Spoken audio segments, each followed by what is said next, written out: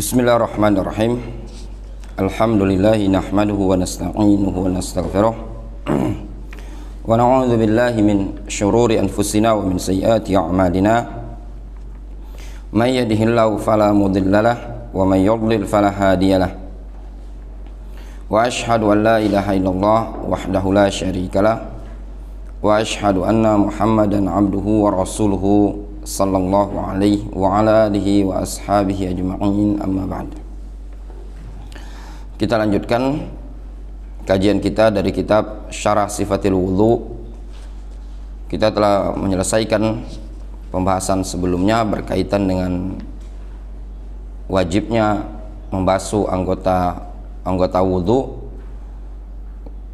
termasuk juga bagian tumit, dan apabila tidak terbasahi dengan air maka akan diancam oleh nerakanya Allah Subhanahu wa taala. Kita masuk pada bab yang disebutkan di halaman 97, babul mashi 'alal jawarib. Bab mengusap al-jawrab, al-jawarib. Jawrab ini segala sesuatu yang menutupi anggota wudhu. Misalkan perban, itu masuk padanya juga masuk padanya kaos kaki, ya, kaos kaki. Namun yang dimaksudkan jawrab ini adalah kaos kaki.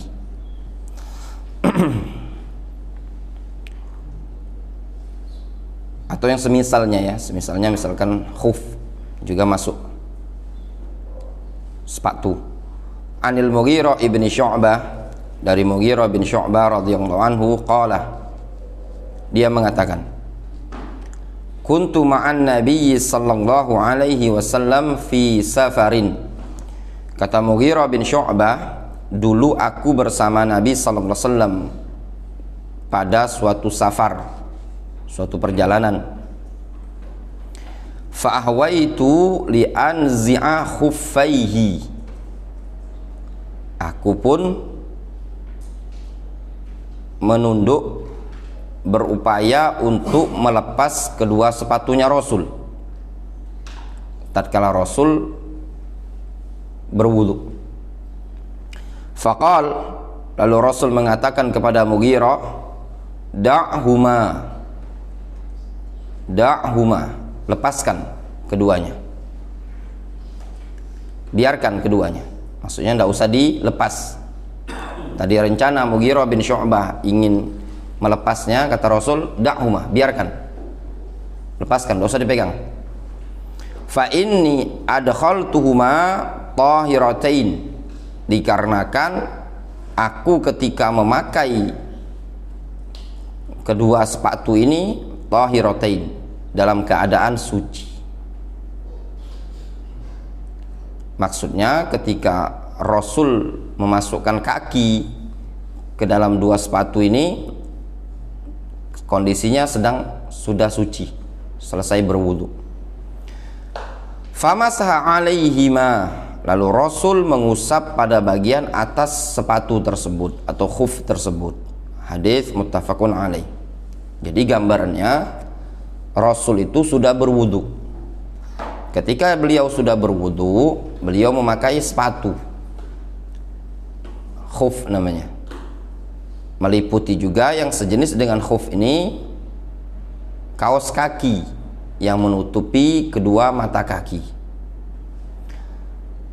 Pada suatu perjalanan, Rasulullah SAW ingin berwudu lagi. Ketika beliau ingin berwudu, normal, membasuh wajah, tangan, mengusap kepala. Nah, ketika beliau hendak membasuh kaki, Al-Mughirah bin Syu'bah ketika itu ingin melepas sepatunya Rasul, melayani Rasul, mengkhidmat Rasul dengan cara melepaskan sepatunya beliau. Lalu Rasul mengatakan, da'huma, biarkan, tidak usah dilepas. Dikarenakan ketika aku memakai kedua sepatu ini dalam keadaan suci, sudah berwudu. Nah, Akhirnya Rasulullah SAW tidak melepas sepatunya tadi, tidak melepas kaosnya. Rasul cuma mengusap pada bagian atasnya tadi. Jadi beliau basahi telapak tangan, kemudian usap di bagian atas sepatu tadi.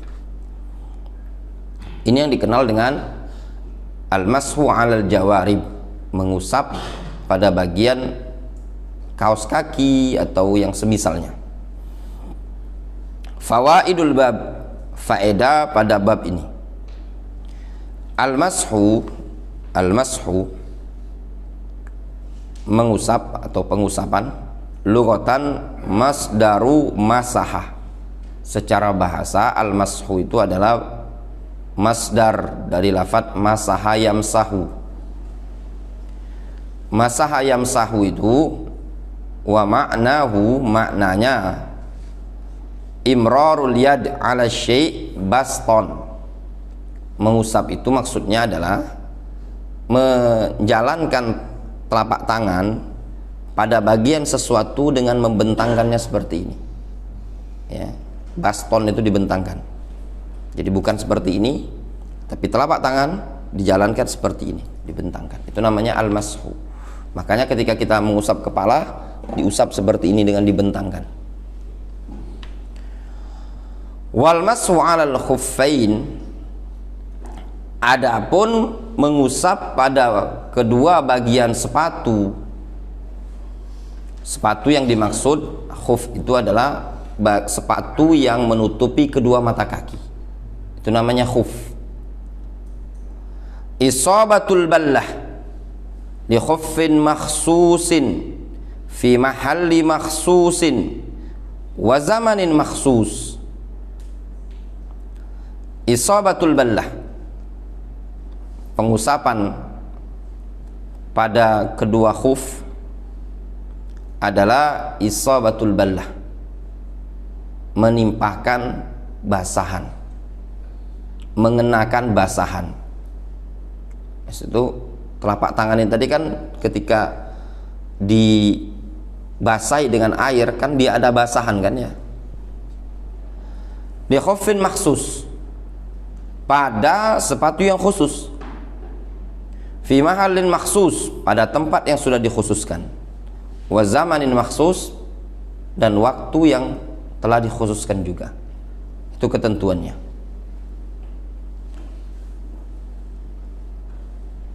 Yang kedua, faedah kedua, al-jawrab. Jelas ya kalau khuf itu biasanya terbuat dari kulit, intinya sepatu yang menutupi kedua mata kaki. Kemudian yang kedua, al-jawrab. Apa jawrab? Al-jawrab adalah huwa ma yalbasuhu al-insan fi qadamaihi, sesuatu yang dipakai oleh seseorang pada kedua kakinya, sawaun kana masnu'an minas suf, baik dia adalah bahan yang terbuat dari suf itu wool, awil cotton atau kapas, awil katan atau yang terbuat dari katan. Katan ini salah satu jenis tumbuhan, ya. Au nahwi dzalik, atau yang semisal itu.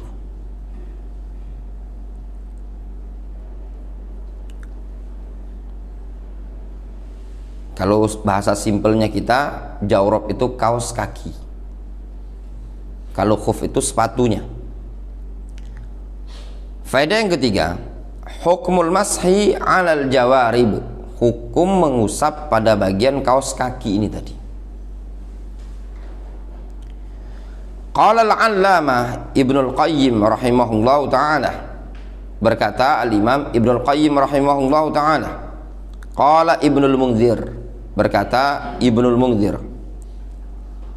ruwiya al-mashu 'alal jawrabain an tis'atin min ashabin Nabi sallallahu alaihi wasallam. pengusapan pada bagian dua kaos kaki telah diriwayatkan dari 9 sahabat Nabi.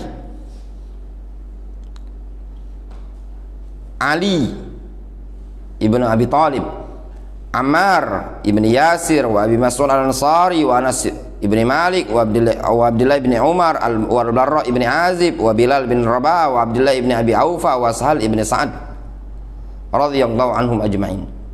9 sahabat Nabi menyatakan diperbolehkan mengusap pada bagian kaos kaki, yaitu Ali, Ammar bin Yasir, Abu Mas'ud al-Ansari, Anas bin Malik, Abdullah bin Umar, Al-Barra bin Azib, Bilal, Abdullah ibn Abi Aufa, dan Sahal ibn Sa'ad radhiyallahu anhum ajma'in.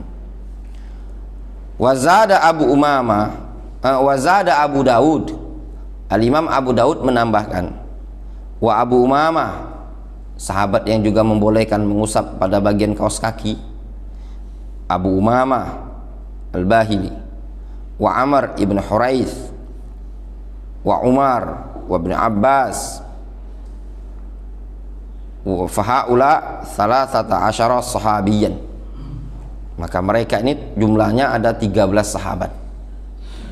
Tadi yang 9 ditambah lagi Abu Umama, Amr bin Huraith, Umar, Abdullah bin Abbas,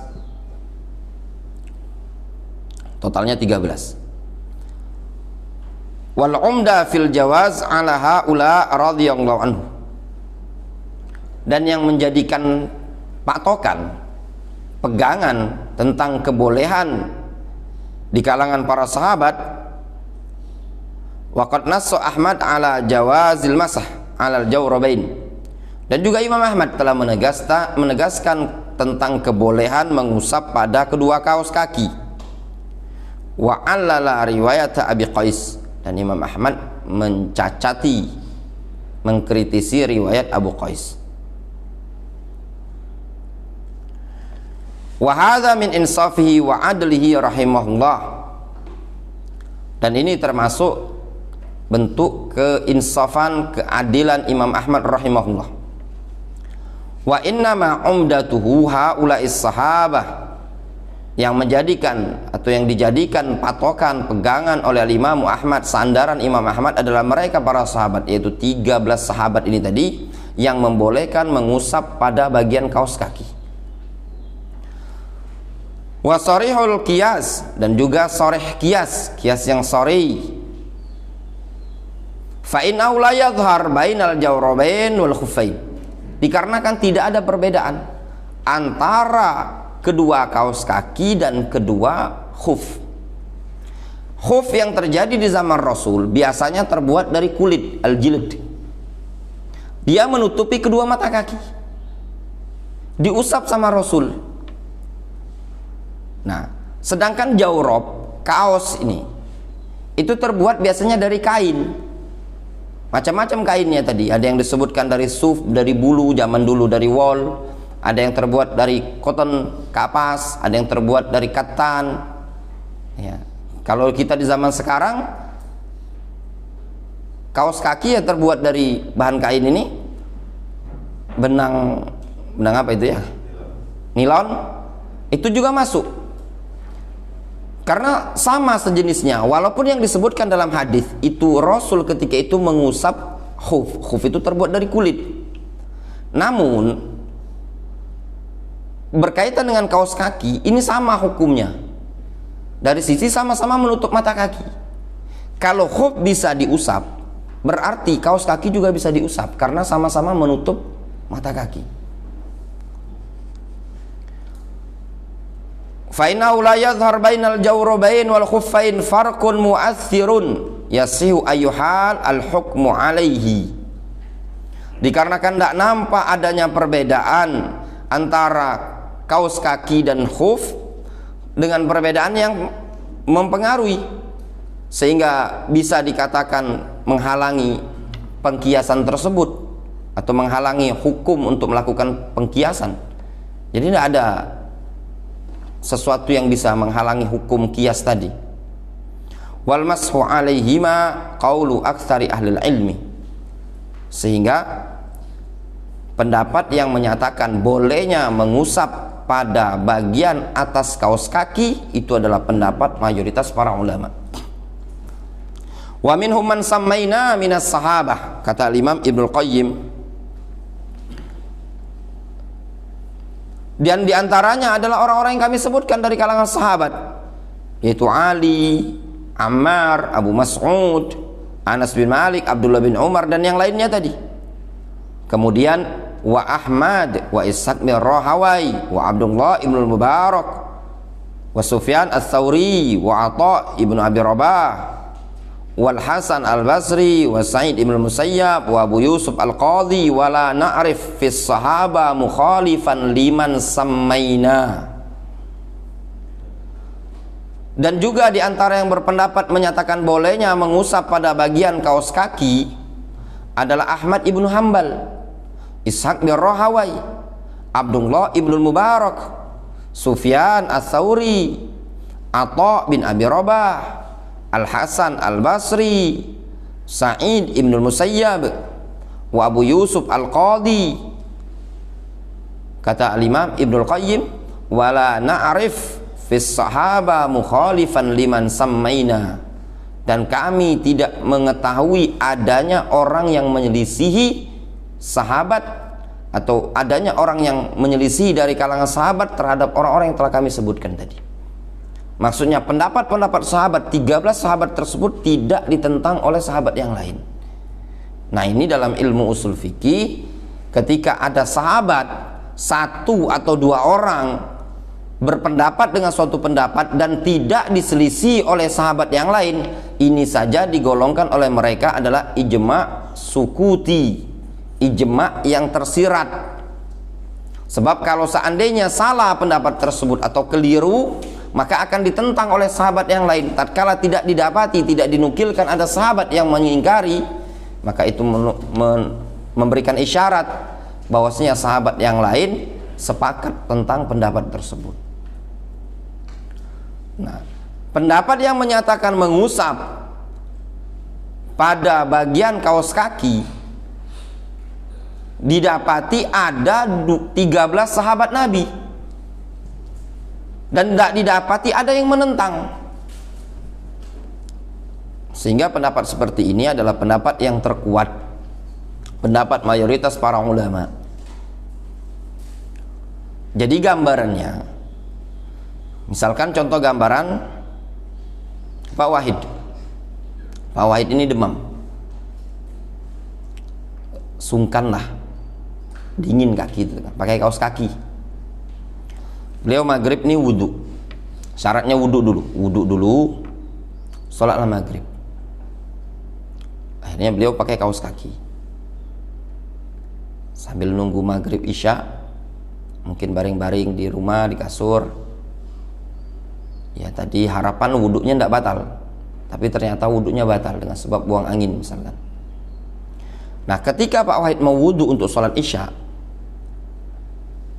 seluruh anggota wudhu yang lain normal dibasuh, wajah, kumur-kumur, kemudian tangan sampai siku, kepala diusap. Nah, ketika kaki, diperbolehkan bagi Pak Wahid tadi tidak perlu ngelepas kaos kaki. Difahami? Jazakallahu khairan. Diperbolehkan bagi Pak Wahid tadi tidak perlu melepas kaos kaki. Terus gimana caranya? Cukup Pak Wahid basahi telapak tangan, usap pada bagian atas kaos kaki tadi, bukan bawah, tapi bagian atas, bagian pucuk. Berapa kali? Sekali cukup. Difahami? Kan dingin kondisinya. Ini berlaku batas waktu 24 jam kalau Pak Wahidnya seorang mukim ini kan. Tapi kalau musafir berlaku selama 3 hari 3 malam. Nah, misalkan kalau gambaran, misalkan ada jamaah kita yang umroh ini ya, umroh. Misalkan sebelum berangkat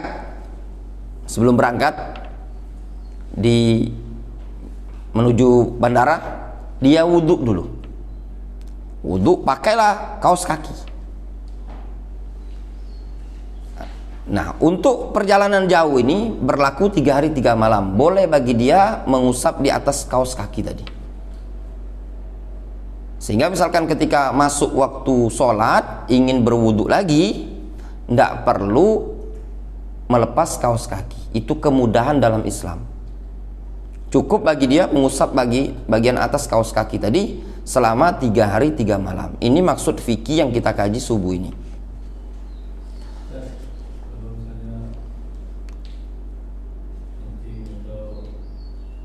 Sama tadi Pak Wahid. Boleh, selama bukan janabah. Selama bukan janabah. Kalau janabah maka harus mandi dan itu harus dilepas. Nah, selain janabah, kencing, BAB, selagi aman Pak Wahid ya, aman kaos ini tadi tidak kena percikan ya pacak-pacak lah ngatur dewek. Intinya selagi kaos ini aman tidak kena percikan, maka diperbolehkan selama 3 hari 3 malam. Kalau dia mukim tadi selama 24 jam. Kalau Pak Wahid makainya maghrib, kaget ketemu juga lagi maghrib besok. Iya. Sama kalau tidur tadi, bangun subuh tidur kan Pak Wahid bangun subuh tidur, masih boleh Pak Wahid ngusap. Seluruh pembatal wudhu masih diperbolehkan untuk melakukan pengusapan. Kalau pembatal wudhunya tadi tidur, BAB, BAK, buang angin. Nah, tapi kalau pembatal wudhunya, maaf, misalkan Pak Wahidnya mimpi basah, ya kan, mimpi basah. Yang mimpi basah itulah Pak Wahid namanya dia mungkin. Sekelas Pak Wahid. Pak Wahidnya mimpi basah misalkan. Nah, yang seperti ini buka mandi Pak Wahid, karena tidak bisa diwakili diusap. Karena mandi itu kan harus basah kalau Pak itu tadi. Intinya ini manfaat fikih ini tadi kalau lagi sakit, manfaatnya itu tadi. Ya memang kadang ada orang yang kalau lagi demam itu ya dinginnya kaki itu. Kalau tangan-tangan masih lah, wajah tuh kan, kaki tuh dingin cak batu es. Nah, kadang bermanfaat yang seperti ini. Kemudian syurutul mashi 'alal khuffain. Nah, syarat diperbolehkan melakukan pengusapan tadi ada beberapa ketentuan. Yang pertama, ayyal basahuma 'ala taharatin. Dia pakai kedua kaos kaki tadi dalam keadaan sudah bersuci. Kakinya sudah suci. Dalam artian dia wudhu dulu. Nah, makanya kalau nak pakai kaos kaki Pak Wahid, nak kemana Pak Wahid? Kalau kita kan tidak tahu di perjalanan, lebih baik wuduklah dulu. Alhamdulillah. Kalau nak pakai kaos kaki, itu lebih baik wuduklah dulu. Baik kondisinya perjalanan jauh ataupun kondisinya tadi bukan perjalanan jauh, maka yang lebih baik seseorang itu wuduk. Supaya apa? Supaya dapat kemudahan ini tadi.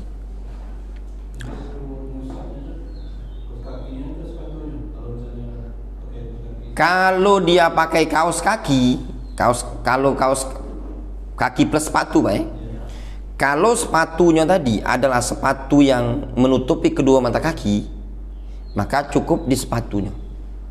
Tapi kalau sepatunya tidak menutupi kedua mata kaki, maka sepatunya buka tapi usap bagian kaos. Sepatu yang menutupi kedua mata kaki itu sepatu boot atau sepatu apa Pak Wahid, macam-macam sepatu anu teh, sama sepatu yang sepatu cat apa istilahnya, mungkin itu tidak masuk. Nah, cuman mengingatkan juga, mumpung ingat, untuk kalau misalkan ada jamaah di sini yang umroh, jangan memakai kaos kaki. Dan itu termasuk yang kadang sebagian mungkin lupa kan, untuk umroh itu tidak diperbolehkan ketika kita masuk manasik itu menggunakan sesuatu yang menutupi kedua mata kaki. Ketika itu Rasul mengatakan, siapa yang memakai khuf maka potong, kalau tidak punya sendal potong. Jadi mata kakinya harus terlihat. Nah, jadi kalau dia pakai kaos kaki, kata para ulama, kaos kakinya dilepas.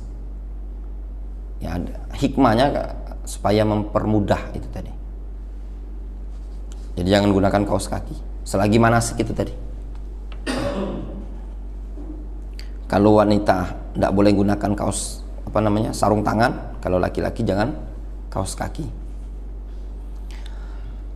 Jadi satu ketentuan yang pertama, kita makainya tadi dalam keadaan sudah berwudu, sudah bersuci. Liqaulin Nabi sallallahu alaihi wasallam lil Mughirah ibn Syu'bah lamma ahwa liyanzi'a khuffaihi, berdasarkan sabda Rasul ketika Rasul menyatakan kepada Mughirah bin Syu'bah tatkala dia menunduk ingin melepas sepatunya Rasul, Rasul mengatakan da'huma fa inni adkhaltuhuma tahiratain, biarkan, dikarenakan aku memakai sepatu ini tadi dalam keadaan sudah bersuci. Famasaha alaihima, lalu Rasul mengusap pada bagian atas sepatunya. Fa in labisahuma ala ghairi taharatin lam yajuz al-mashu, kalau seandainya dia memakai sepatu tadi tidak dengan bersuci, maka tidak diperbolehkan diusap. Walau nasya, namun kalau lupa dia, famasaha, kemudian dia usap, fa innahu yalzamuhu i'adatul wudu, maka harus bagi dia untuk mengulangi wudu. Jadi ada orang pakai kaos, kalau ternyata dia ini ketika pakai kaos kaki ini belum berwudu, ketika ingin berwudu pada kali yang berikutnya, diusaplah sama dia kaos kaki tadi. Nah baru ingat, tadi ini ketika aku pakai di awal kali itu tidak berwudu, maka wajib dia lepas, kemudian dia wudu normal. Wa ghuslu ar-rijlain, dan mengusap kedua kaki. Wa i'adatus shalah, dan ngulangi salat. Di annahu shalla ala ghairi taharatin, dikarenakan dia salat tanpa di atas taharah, di atas suci. Yang kedua, ayyakunal mashu fil hadatsil asghar la fil akbar. Nah, pengusapan ini berlaku pada kondisi hadas kecil, bukan hadas besar. Kalau hadas besar tadi yang disebutkan Pak Wahid tadi, ya, macam kalau kencing, ya hadas kecil itu kan, BAB, buang angin, nah ini masih berlaku pengusapan. Tapi kalau hadas besar, mimpi basah, hubungan suami istri dan yang lainnya, maka wajib dilepas dan dia mandi. Wa daliluhu hadis Safwan ibnu Asal al-Muradi radhiyallahu anhu qala, dalilnya adalah hadis Safwan ibnu Asal al-Muradi radhiyallahu anhu, dia mengatakan, kana Rasulullah SAW ya'muruna idza kunna safaron, dulu Rasul memerintahkan kepada kami tatkala kami sedang safar, alla nanzi'a khifafana salasata ayyam wa layalihinna, agar kami tidak melepas sepatu-sepatu kami selama 3 hari 3 malam, illa min janabatin, kecuali kalau batal dengan sebab janabah. Walakin min qa'itin wa baulin wa naumin, akan tetapi kami tidak perlu melepas sepatu kami kalau batal dengan sebab tidur, dengan sebab BAB atau BAK, ya. Qa'id itu BAB, baul kencing, BAK, naum itu tidur. Fa idza hasala 'alal insan janabatun wa 'alaihi jawarib wajaba 'alaihi ay yakhla'ahuma, apabila ada pada seseorang atau terjadi pada seseorang itu janabah dan dia sedang memakai kaos kaki, maka wajib baginya untuk melepasnya. Wa yaghsila qadamaihi, dan membasuh kedua telapak kaki tersebut. Wa dzalika li anna at-tahara al-kubra wa hiya al-ghuslu minal janabah laisa fiha mashun, dikarenakan tahara kubra, bersuci yang besar, maksudnya itu mandi janabah, laisa fiha mashun, tidak ada pengusapan padanya, tapi pembasuhan seluruhnya dibasahi. Ila idza kanat hunaka jabirah, kecuali kalau ada jabirah itu perban lah ya, sejenis perban atau gifts yang orang patah tangan dan yang semisalnya ya. Walihadza la yumsah ar-ra'su, oleh karena itu kepala tidak diusap. Ketika mandi janabah kan kepala kita bukan diusap tapi disiram ya. Bal yajibu ayyughsal ghuslan taman, bahkan wajib ketika seseorang mandi itu membasuh atau membasahinya dengan basah yang sempurna. Ketentuan ketiga, bolehnya mengusap di atas kaos kaki tadi, antakunal jawarib awil khifaf tahiratan. Kaos kaki atau sepatu yang tinggi tadi kondisinya adalah tahirah, suci, jangan ada najis. Fala yasihu al-mashu 'ala najis, maka tidak sah pengusapan kalau ada najis. Li'anna najis la yazidul masa' alaihi illa khubthan wa talwithan lil yad allati basharat an-najasah. Dikarenakan najis tersebut tidaklah menambah, ya, tatkala diusap tersebut, melainkan semakin kotor dan mengotori tangan yang menyentuh najis tadi. Wali'anal insan fil ghalib yamsa liusalli, dikarenakan seseorang secara keseringannya dia mengusap tersebut tujuannya untuk sholat. Wala salata fi syai'an najis, dan tidak ada sholat pada pakaian yang najis, ya, tidak sah sholat maksudnya kalau seseorang menggunakan pakaian yang najis. Wa dalil ala annahu la salata fi syai'an najis ma jaa min hadithi Abi Sa'id al-Khudri radhiyallahu anhu. Dalil yang menunjukkan tidak ada sholat, maksudnya tidak sah sholat pada pakaian yang ada najis padanya adalah hadis dari sahabat Abu Sa'id al-Khudri. Qala, Abu Sa'id mengatakan, shalla bina Rasulullah SAW, Rasul pernah sholat mengimami kami. Falamma shalla khala'ana alaihi, tatkala Rasul sholat, beliau melepas kedua sepatu beliau. Fawada'ahuma an yasarihi, lalu Rasul meletakkan atau melepas kedua sandal beliau, lalu beliau letakkan di sebelah kiri. Jadi Rasul pernah sholat ngimami para sahabat dengan menggunakan sandal, ya, itu boleh, sholat menggunakan sandal itu boleh kalau memang satu tempat yang dipakai bukan masjid-masjid umum seperti ini, ya, misalkan rumah kita pribadi dan sandal itu bersih, itu diperbolehkan. Nah, ini Rasul sholat pada masa itu, kan Masjid Nabawi kan pasir waktu itu, beliau sholat menggunakan sandal.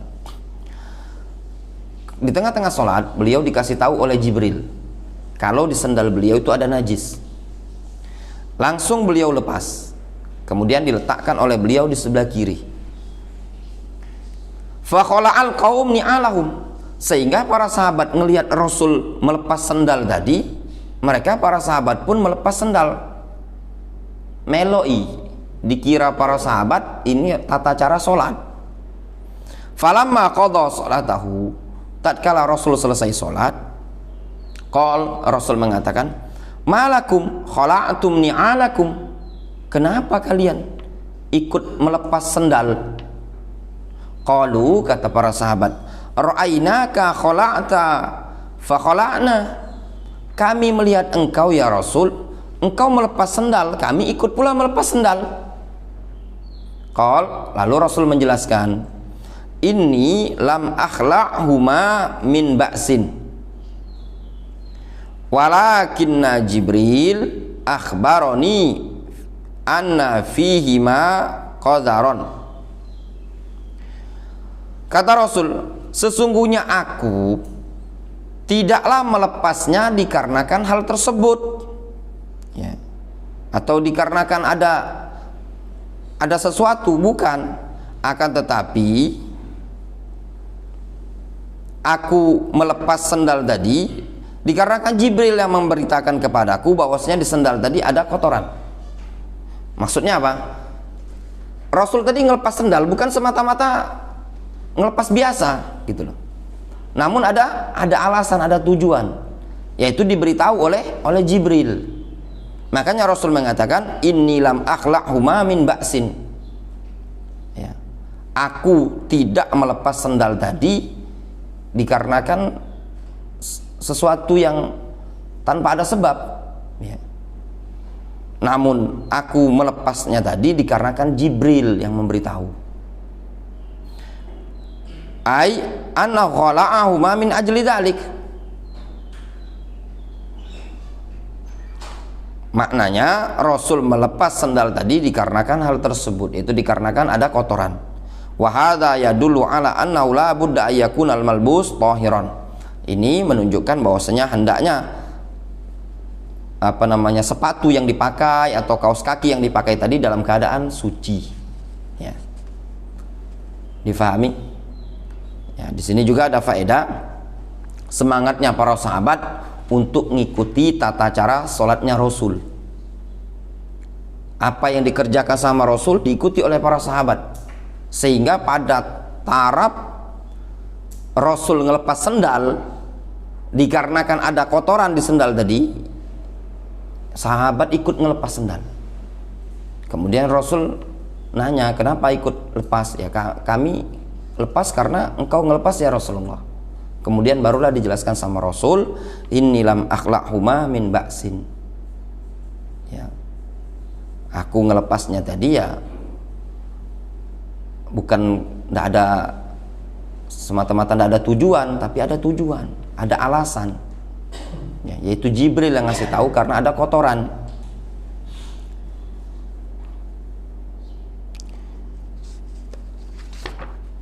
Wallahu ta'ala mungkin kita cukupkan dulu sampai di sini ya. Masih ada ketentuan yang berikutnya. Mungkin insyaallah kita lanjutkan pada pertemuan pekan depan insyaallah ta'ala ya.